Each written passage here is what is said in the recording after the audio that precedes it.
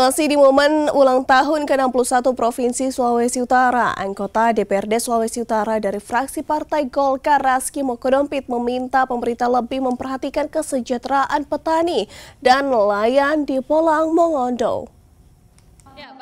Saat diwawancarai usai rapat paripurna DPRD Provinsi Sulawesi Utara dalam rangka memperingati HUT Provinsi Sulut ke-61, anggota DPRD Sulut Raski Mokodompit menyoroti kesejahteraan petani dan nelayan di Bolang Mongondo.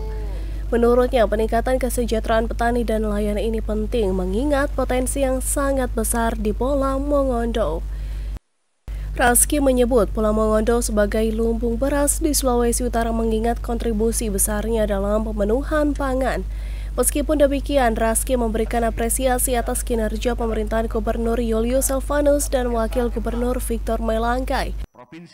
Selama 7 bulan terakhir, Raski merasa masyarakat Bolang Mongondo sangat diperhatikan.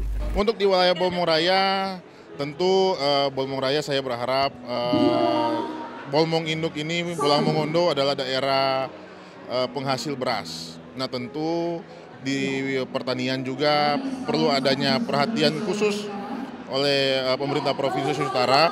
Namun setahu saya Pak ISK, Pak Gubernur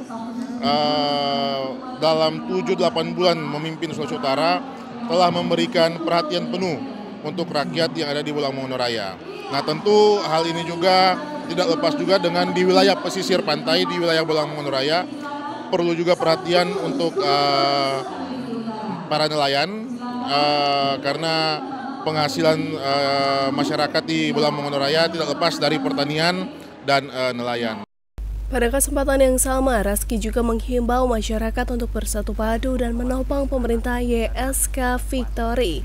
Menurutnya, dukungan masyarakat adalah kunci keberhasilan pembangunan.